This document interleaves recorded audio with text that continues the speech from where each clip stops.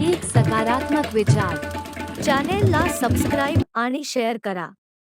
महाराष्ट्राच्या उन्हाळी अधिवेशन दरम्यान अमरावतीचे खासदार सुलभा खोडके यांनी मेळघाटाचे प्रश्न विधान भवनात उपस्थित केले. त्याचसोबत त्यांनी मेळघाटात किती काम झालं असल्याचे आणि किती काम बाकी असल्याचेही सरकारला विचारणा केली आहे. अमरावती जिल्ह्यामध्ये धारणी चिखलदऱ्यासारखा मेळघाटसारखा अतिदुर्गम आणि आदिवासी लोकसंख्येचं गाव आहे. आणि आज आपण बघतोय की स्वातंत्र्यप्राप्तीनंतर आजही अमरावती म्हणजे या मेळघाटमध्ये धारणी चिखलदऱ्यामध्ये 21 गावामध्ये अजूनही इलेक्ट्रिक पोचलेली नाही आहे. त्या ठिकाणी त्या प्रत्येक गावामध्ये 90 ते जवळपास 100 कुटुंब त्या गावामध्ये राहतात.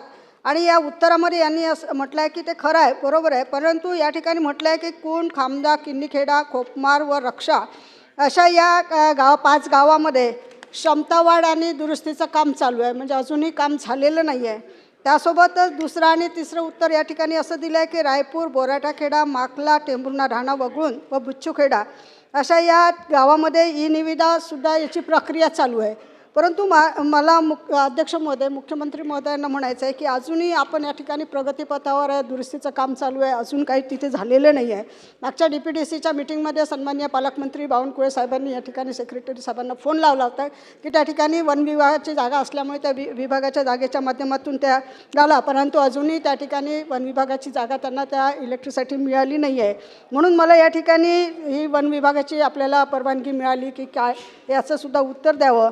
आणि हा प्रश्न आजचा नाही आहे. म्हणजे आम्ही गेल्या 10 वर्षापासून आम्ही या ठिकाणी विधानसभेमध्ये असो किंवा DPDCमध्ये हा प्रश्न मांडत असतो, परंतु त्याला न्याय मिळत नाही आहे.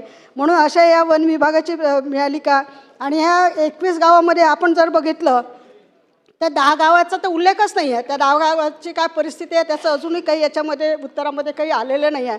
म्हणून माझ्या मुख्यमंत्री महोदयांना विनंती आहे की या 21 गावामध्ये आपण कितीपर्यंत आणि केव्हा वीज पोहोचणार, जेणेकरून ह्या 100 ते प्रत्येक गावामध्ये 90 ते 100 कुटुंब राहतात, तर त्यांना वीज केव्हा आपण देणार. आणि त्यासोबतच दुसरा प्रश्न असा आहे की त्या ठिकाणी असणारे रस्तेसुद्धा नाही आहे. म्हणून रंगुवेली ग्रामपंचायतंतर्गत 6 गावांना रस्ते नाही आहे. आणि चिखली आणि धारणी चिखलदरा आणि धारणी या गावातल्या 40 गावांना अजूनही रस्ता नाही आहे. म्हणून या ठिकाणी असणाऱ्या ह्या सुविधा आपण केव्हापर्यंत पुरवणार असं मुख्यमंत्री महोदयांनी सांगावं. पहिल्यांदा तर मी माननीय अध्यक्ष महोदय आपल्या लक्षात आणून देतो की आपल्या सचिवालयाने ही गोष्ट लक्षात घेतली पाहिजे की एकाच प्रश्नामध्ये 2 विभाग कधीच येत नाहीत. याच्यामध्ये विजेचाही प्रश्न आहे आणि याच्यामध्ये गावाच्या रस्त्याचाही प्रश्न आहे. तर अशा प्रकारचा प्रश्न हा आपल्या सचिवालयाने सुधारून घेतला पाहिजे अशी माझी आपल्याला विनंती आहे. हा जो काही प्रश्न ताईंनी विचारलेला आहे हा अत्यंत महत्त्वाचा आहे. ही मेळघाटमधली जी गावं आहेत या ठिकाणी ग्रीड कनेक्टेड पॉवर आपल्याला देता येत नाही, कारण ही अत्यंत अभयारण्यात आहेत. म्हणून आपण अनेक वेळा पैसे दिले, प्लॅन केला, पण आपल्याला कधीच परवानगी त्याची मिळाली नाही. 2017 साली आपण असा निर्णय केला की याला इंडिव्हिज्युअल सोलर देऊन आपण त्या ठिकाणी इलेक्ट्रिफाय करायचं. त्या पद्धतीनं 2018 साली सौभाग्य योजनेच्या माध्यमातून प्रत्येक घरी सोलर देऊन आपण त्या ठिकाणी ती इलेक्ट्रिफाय केली होती. 5 वर्षाचा AMC होता. पण असं लक्षात आलं की ही योजना काही फार यशस्वी होत नाही, कारण इतक्या दुर्गम भागामध्ये ॲन्युअल मेंटेनन्स कॉन्ट्रॅक्ट करता एकेका घराकरता कोणी जात नाही. त्यामुळे पुन्हा ही घरं अंधाराकडे गेली, कारण ही जी काही आपण इंडिव्हिज्युअल ऑफग्रीड सोलार त्यांना दिले होते, काहींचे चालू आहेत, काहींचे बंद आहेत, काहींचे म्हणजे पूर्णपणे कंडम झाले आहेत, अशी परिस्थिती लक्षात आली. आणि म्हणून आपण आता ज्यावेळेस लक्षात आलं की या ठिकाणी आपल्याला ग्रीड नेणं हे कठीण आहे, आपल्याला ते नेता येणार नाही, वन विभाग त्याला कुठल्याही परिस्थितीत परवानगी देऊ शकत नाही, अतिशय डेन्स अभयारण्याचा भाग आहे. म्हणून आता याच्यात नवीन आपण हा मार्ग काढलेला आहे की ज्याच्यामध्ये आपण सोलर मायक्रोग्रीड तयार करणार आहोत.